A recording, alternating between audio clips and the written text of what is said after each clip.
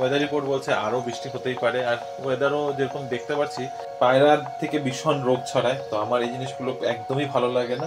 বিছানাটা ঠিকঠাক করেছি। সারাদিন রিমো বাড়িতে থাকলে কি হয় না, বোঝাই যায় না যে সকাল কখন হয়েছে আর কখন ঘুমোতে যাবে। এগুলো কিন্তু পুরো হ্যান্ডলুমের শাড়ি, হাতে বুননি, দেখেই বুঝতে পারছো। এই যে বক্সটা নিয়ে চলে যাবে না, বক্সটা নিয়ে কেন যাবে, সরো।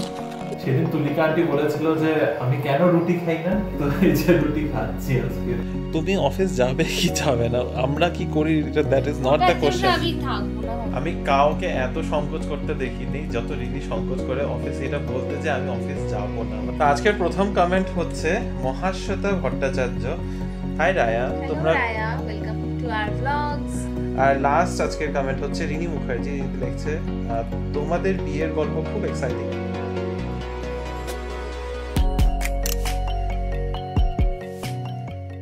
Good morning BB family, welcome back to the channel. আশা করছি তোমরা সবাই খুব ভালো আছো, আমরাও ভালোই আছি। এই ব্যাঙ্গালোরের বৃষ্টি ওয়েদারের মধ্যে সবাই যেন সুস্থ থাকো, সবাই যেন সাবধানে থাকো। বাইরের রাস্তাঘাটের অবস্থা ভীষণ বাজে।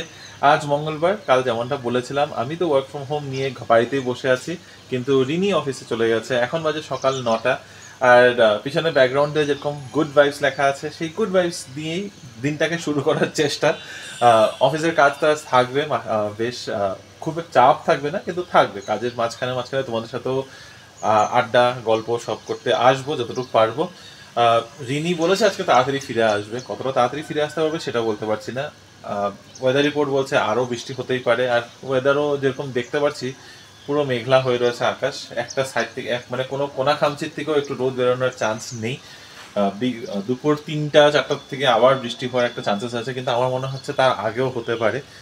রাস্তাঘাট পুরো ভিজা, এখনও পুরো নিচে ভেজা, কারণ সকাল 7টা পর্যন্ত বৃষ্টি পড়ে গেছে সমানে।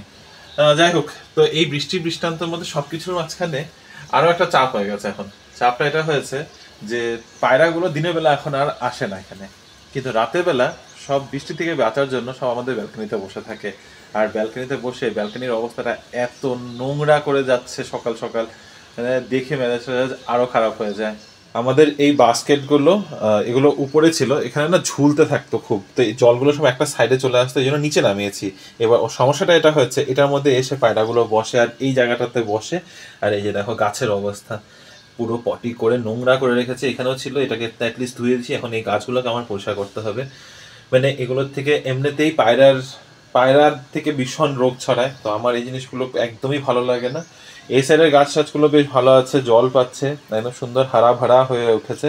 কিন্তু এই সাইডটাও হারা ভাড়া হয়ে আছে, কিন্তু হারার উপরে বেশ অনেক কিছু পড়ে রয়েছে, তো এটাকে এখন একটু কিছু করি, মানে আমারই দেখে খুব ঘিনঘিন করছে। শাওয়ারের নিচে দিয়ে দিয়েছি, এমনি ধুয়ে গেছে, এগুলোতে তো হাত লাগানো যাবে না। এখন পরিষ্কার হয়ে গেছে, এখন আমার ভালো লাগছে, শান্তি লাগছে। গার্ডেনটা বেশ থুথু, বেশ সুন্দর হারা ভাড়া হয়ে রয়েছে।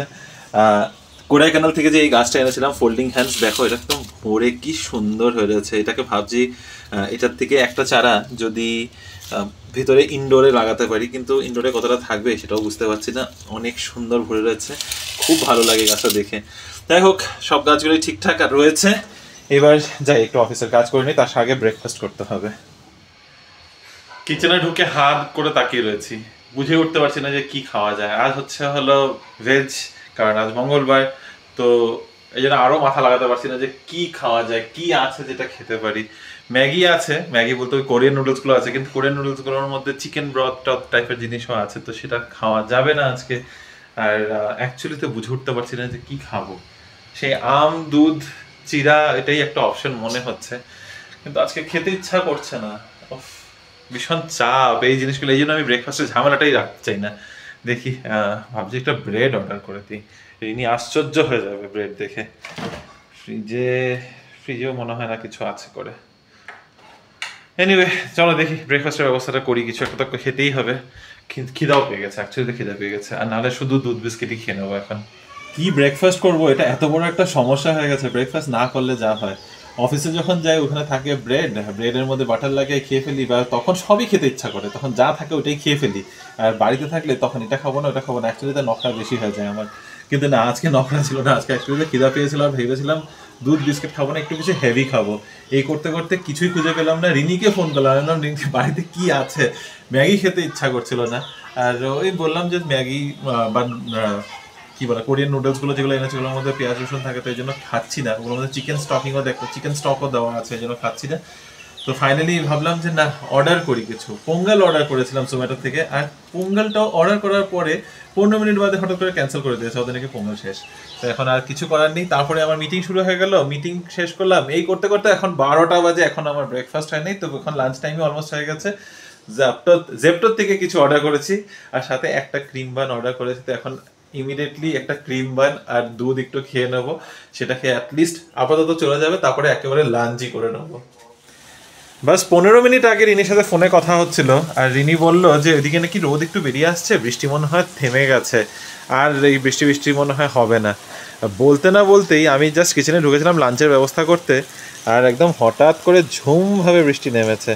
তোমাদেরকে দেখাতে দেখাতেই একটু ভোরে এসেছে, যদিও হঠাৎ করে নেমেছে, একটা আস্তে আস্তে আমার 5টা মিনিট লেগে গেল। যাই হোক, বৃষ্টি এত তাড়াতাড়ি থামবে না, আকাশের অবস্থা তো দেখতেই পারছো, আর কি বলি। যাই হোক, চলুক, এইভাবেই চলুক, তাহলে আমি একটু ওয়ার্ক ফ্রম হোম করতে পারি কটা দিন। তোমরা হয়তো ভাবতে পারো যে আমি কত সেলফিশ মানুষের মতো কথা বলছি, যে আমার ওয়ার্ক ফ্রম হোমের জন্য বৃষ্টি পড়তেই থাকুক, সেটা বলছি না। সবাই সাবধানেই যেন থাকুক। অলরেডি নিউজ এসছে যে 3 জন মারা গেছে এই বৃষ্টির জন্য। আমি মোটেও এইসব চাই না। মানে বৃষ্টি হচ্ছে এখন অনেক জায়গাতেই, অনেক অফিসেসেই কিন্তু ওয়ার্ক ফ্রম হোমের সুবিধা দিয়ে দিয়েছে। যেরকম রিনির অফিস আছে, যেটা একটা এক্সেপশন, ওরকম এক্সেপশনস অনেক আছে যারা ওয়ার্ক ফ্রম হোমের কোনো দিচ্ছে না, এখন পর্যন্ত এরকম কিছু অ্যানাউন্স করেনি।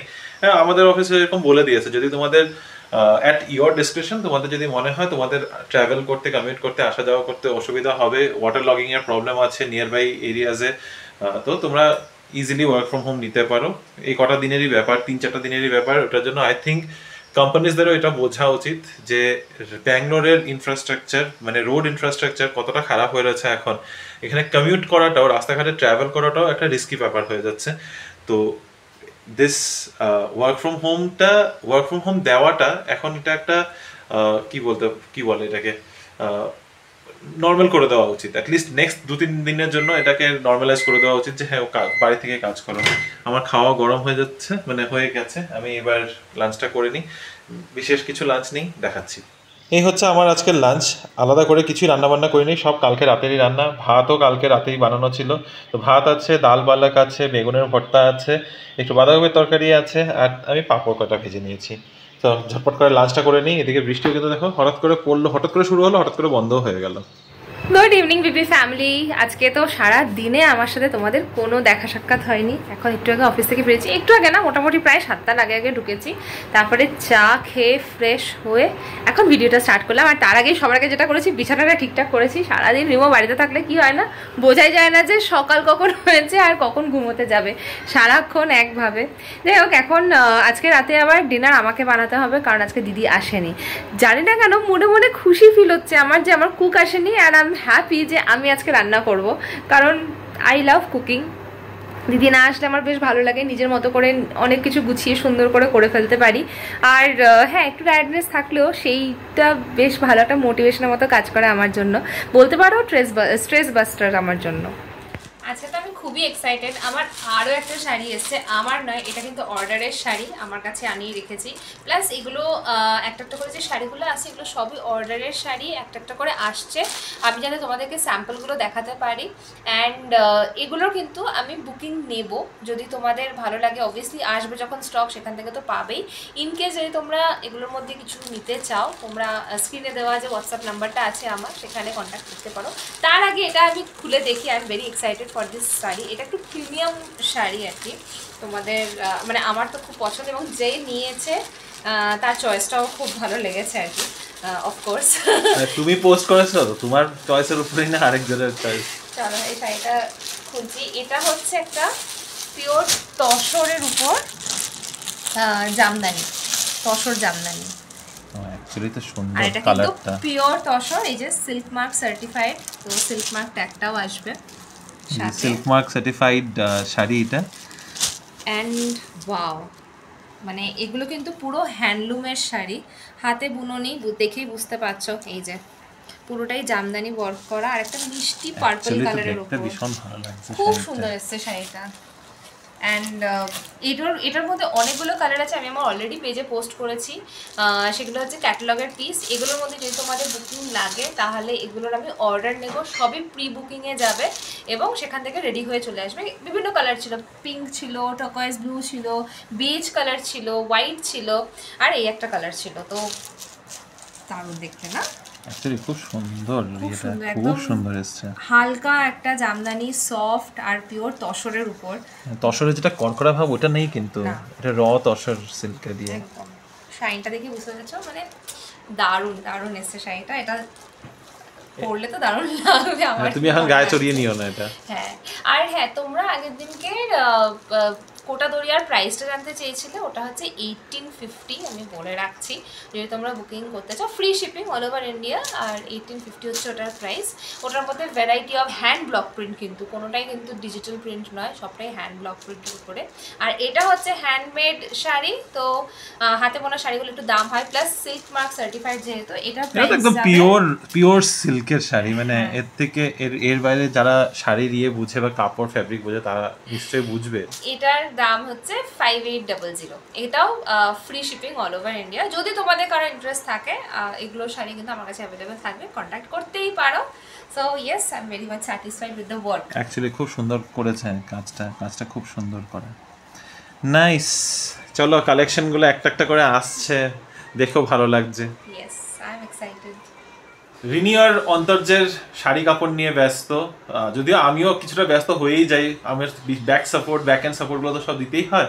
তবে এখন দুপুরবেলা বেশ ভালো একটা ঘুম দিয়ে উঠেছি।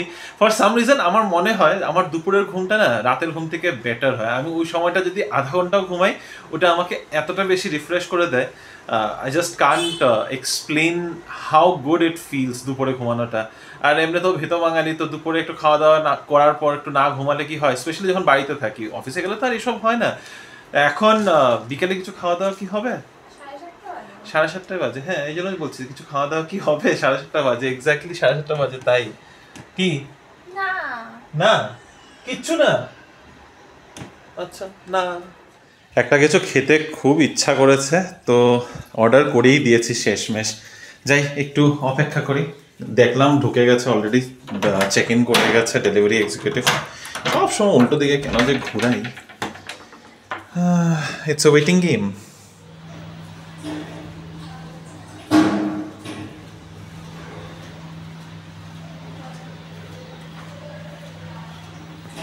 ডমিনোস, হ্যাঁ বলতেছি। খেতে যখন ইচ্ছা হয়েছে একটা কিছু অর্ডার করেই দিলাম ডমিনোস থেকে। একটা ছোট পিৎজা অর্ডার করেছি। রিনি এদিকে আসবে নাকি, নাকি ওইখানেই খাবে? আমি এখানেই বসছি, আমি খেয়ে নিই, তুমি তো খাবে না, তুমি তো বলছিলে তুমি খাবে না। বলেছি আমি খাবো না, তুমি তো বলেছো তুমি খাবে না। বলেছি আমি খাবো। হ্যাঁ, তুমি কখন বলেছো তুমি খাবে? আমি বলেছি পিৎজা সবাই ভালোবাসে, আমিও খাবো। না, তুমি এটা লাস্ট লাইনটা অ্যাড করো না, তুমি বলছো পিৎজা তো সবাই ভালোবাসে, তো সবাইয়ের মধ্যে তুমি পড়ো না। না আমার আছে তাই না, জাস্ট আমার আছে। তুমি আমাকে একটু খুলে দেবে নাকি? জাস্ট খুলে দিয়ে চলে যাও। জাস্ট বক্সটা নিয়ে চলে যাবে। না, বক্সটা নিয়ে কেন যাবে, সরো। কেমন মারামারি করছে পিৎজা নিয়ে। তুমি তো খাবেই না বলেছ, তোমার তো খিদা পায় না, 7:30 বেজে গেছে and all that. Cheese burst, farm house, veggie code. আরে আগে হাত দিচ্ছে, কিরকম মানুষ! দেখো, যে খাবে না বলে তার কোনো অধিকার থাকে না খাওয়ার উপরে। তারপরে আমি খাবো বলেছি তো। ভালো আছে, খুব ভালো আছে। কারেন্ট ঠিক আছে, গেচ্চা ভালো হয়েছে। নাও। খুবই সুন্দর এটা। চিজ বাস পেয়েছো তুমি? পেয়েছি না, অফার ছিল। দিবে আবার। তাই না, সম্ভব। অনেক দিন 249 রুপিসে রেগুলার সাইজের যে কোনো পিৎজা। ও, মানে ভেজটা 249 আর নন ভেজটা 299। তো এটাই ভালো লাগে।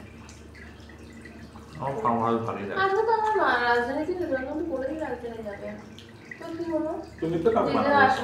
তুমি তো কাকে মানা করেছো? ভাই বলছিল যাবে না, মানা করেছিলাম।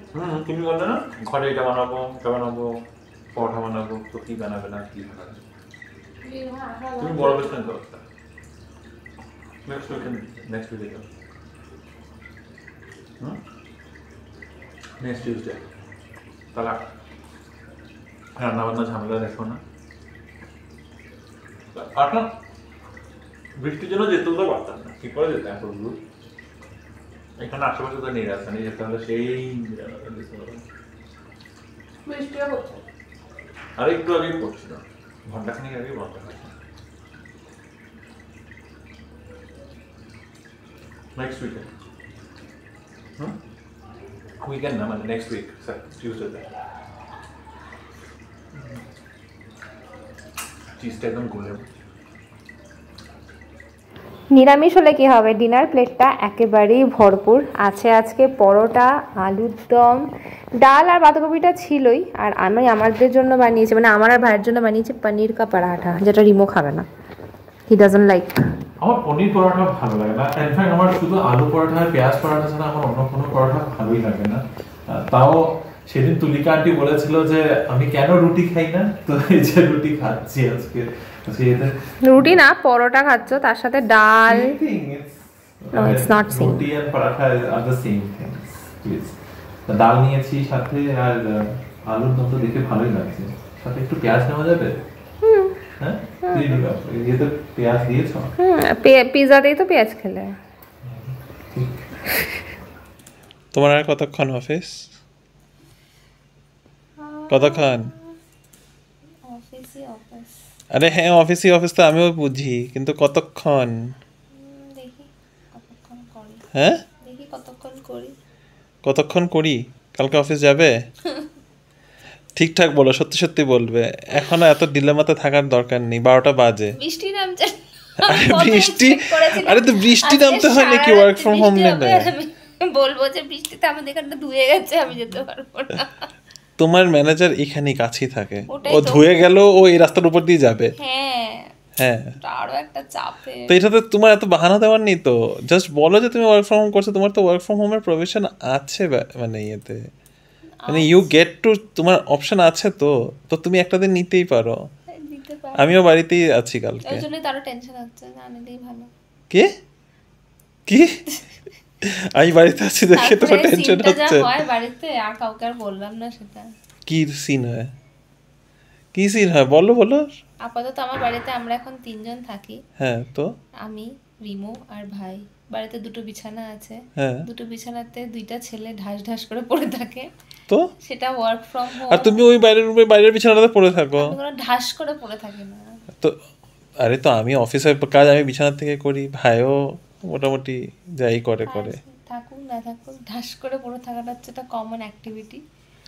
তুমি অফিস যাবে কি যাবে না, আমরা কি করি, এটা that is not the question. আমি থাকবো না ভাবছি। তুমি ওটার জন্য না, তোমার যে অফিসে বলতে হবে যে আমি একটু ওয়ার্ক ফ্রম হোম নেব, তুমি বাহানাটা কম দিও, ঠিক আছে? You do not want to say যে আমি ওয়ার্ক ফ্রম হোম করতে চাই।